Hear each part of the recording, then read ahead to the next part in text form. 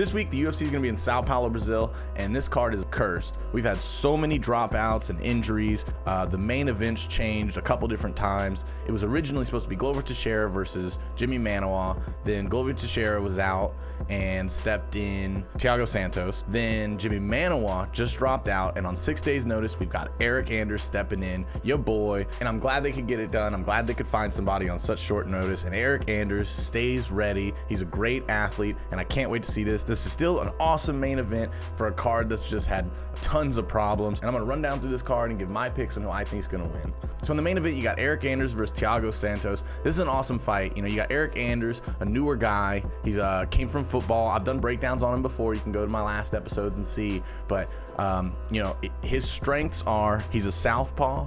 He's an athlete, you know, coming from football. He's a higher level athlete than a lot of these guys. He stays ready, which is, you know, proven here by him jumping in last minute. He learns quickly. He's got great cardio. He's really smart. But this is going to be a tough one. He's going to Brazil to fight Thiago Santos. Thiago is fast. He's explosive. He hits so hard. He could be a wild striker. And I think that can work to Eric's advantage. You know, Anders got a really good camp. He's got smart coaches, and he comes in with a good game plan. You know, he's a southpaw too, so that's kind of weird for him. But, you know, he's got great cardio. He's smart. He hits hard. He's a southpaw, so that catches guys off guard a little bit. So obviously you're going to be looking for that big left hand. But I think Eric can pull this one off. People are saying this is going to be tough. You know, he's coming in last minute with 6 days notice. He's going to have to cut a lot of weight. I don't think so. I don't think he's going to have to cut as much weight as people think. I think Eric stays in shape. He said that before. But I don't think it's going to be a problem for him. So I've actually am picking Eric Anders. I think he can get a second round stoppage. It's going to take him a round to figure it out, take a while to get Thiago Santos tired, maybe do a little bit of damage, start working on him, and then eventually pick up a win, pick up some kind of finish towards the second round. So I'm going to go with Eric Anders by second round TKO. Next up is Alex Cowboy Oliveira versus Carlo Pedasali. I'm picking against the Brazilian on this one, and I feel like I should be kicking myself for this, but I'm gonna go with Carlo Pedasali. I know he's an underdog, but I just watched a couple of his fights. He's a great striker. He changes it up. He's a southpaw. You know, he uses a bunch of different kicks, wheel kicks, spin kicks, and stuff. And against someone like Alex Oliveira, who also does a lot of great striking and crazy kicks and stuff like that, and could be a little bit wild, this is going to be probably the best fight on the card, I think. This is a chance to be crazy with a lot of great kicks and just a wild finish. So I'm expecting a crazy finish one way or the other. I'm going to go Carlo Pedasali by first round TKO. Yeah. Next up, you got Smiling Sam Alvey versus Antonio Lil Nog Nogueira. Lil Nog, this is probably going to be one of his last fights. He's been in the game for a while. And against Sam Alvey, this is going to be a safe one for him. But I think Sam Alvey is going to be able to work him and outwork him, use his wrestling, be defensive, and get the decision. So I'm going Sam Alvey with the decision. I feel like I shouldn't be picking against all the Brazilians on this card. That's not a good sign. All these guys having to go all the way to Brazil for this. But next up on the main card, you got Renan Barão versus Andre Ewell. I don't know much about Andre, but Renan Barão should be able to get the win from this. He's got the experience. He's been a former champion, and I know he's dipped, and he's definitely not the same fighter that he used to be when he was champion, but I think Renan Barão still should have the experience edge and should be able to get the win over Andre, especially it's being in Brazil. I'm going with Renan Barão. Next up, you got Randa Marcos versus Marina Rodriguez. Randa Marcos, been in the UFC a while. We know her. She's a great wrestler. She's been able to get some decision, but she's been really win-loss these last few. And against Marina Rodriguez, this is going to be tough. Marina's 10-0, a bunch of KOs. I think she's got like 7 KOs. She's a Muay Thai fighter.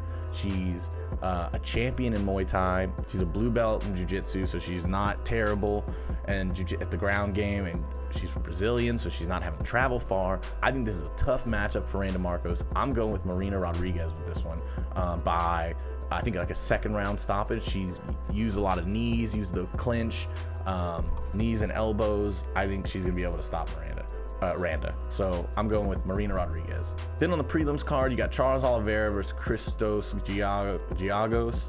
I don't know much about Christos, but Charles Oliveira should be able to have the jiu-jitsu edge to beat anybody, especially being down in Brazil.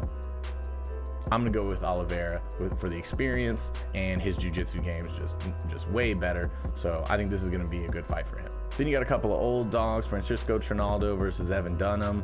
This is gonna be Evan Dunham's first last fight, and when that happens, I don't know, I have a weird feeling when it's their last fight that they already have a foot out the door and they're not gonna really be there like they're supposed to be.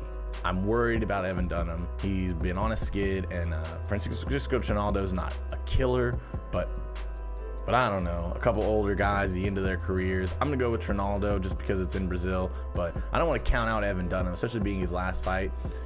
Maybe he's gonna put it all out there and just go crazy. So, but I feel like that leaves him open and a little more risk averse. So yeah, I'm going with Trinaldo. Then we got a heavyweight matchup, Luis Henrique KLB versus Ryan Superman Spann. I'm going with Ryan Spann. I know he fights out of Beaumont, Texas, close to me here in Houston. He's 14-5. He's got great jiu-jitsu, great wrestling, and he hits hard, good striking. He varies it up and uses knees and all kinds of stuff. So I don't know if he's gonna be able to get a submission on Luis, but I think he'll be able to get some kind of stoppage. I'm gonna go with a second round stoppage by Ryan Spann.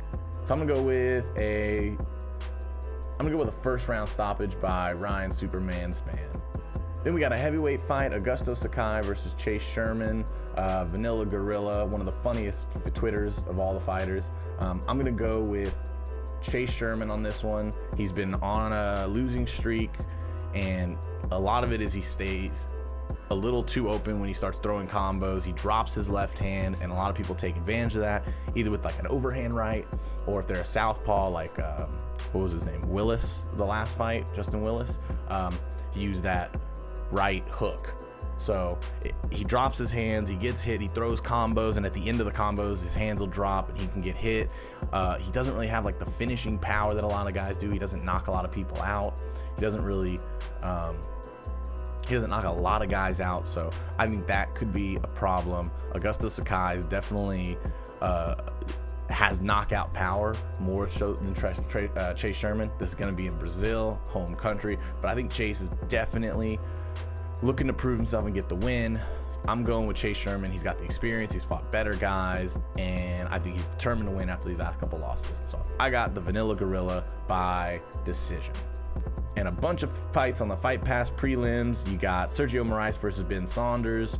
Sergio's great jiu-jitsu. Ben Saunders also great jiu-jitsu and good Muay Thai. I'm going with Ben Saunders, Killer B, by second round stoppage. I think he'll be able to find like a knee or something when Sergio starts shooting in for takedowns. Then we got Gillian Roberts versus Mayra Bueno Silva. I'm gonna go with Gillian Roberts. I think she's got a couple great wins. The last couple, she beat Molly McCann.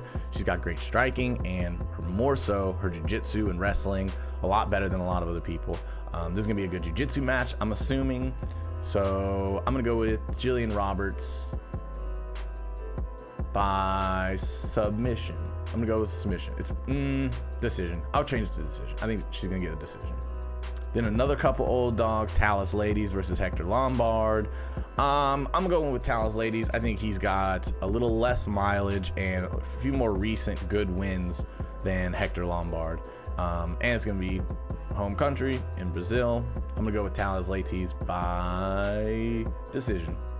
And a fight I'm looking forward to, Zaleski dos Santos versus a newcomer, Luigi Vendramini, stepping in on short notice. I'm going to end up going with Zaleski dos Santos. He's got great striking, changes it up, really good kicks, and he comes from that capoeira background, so, you know, fluid, moves a lot, uses all these kicks, spins, has that really great spinning kick knockout against Sean Strickland recently. So I'm going with Zaleski dos Santos by knockout. And last up, Lavina, the Brazilian gangster Souza versus Alex Chambers, Astro Girl from Australia. I don't know much about either of these fighters, so this is going to be an interesting one. But Lavina Souza, 11-1. That's a really great record. So I'm going to go with the record on this one, just because I don't know him. Sorry, Alex Chambers, if I don't know you, but I'm definitely looking to see what you guys have. So I'm going to go with Souza by submission. She's got 64% submission. So, yep. I'm gonna go with Lavina Souza by decision. So those are my picks. Pretty decent card. All in all, it's been cursed. A lot of dropouts, but they were able to salvage something. So I'm gonna be watching most of the card at least. I'll be catching the highlights. So thanks for watching. Please subscribe to the channel, like my videos, share them. That really helps. Thank you guys for the support, and check out the next video next week. Thanks.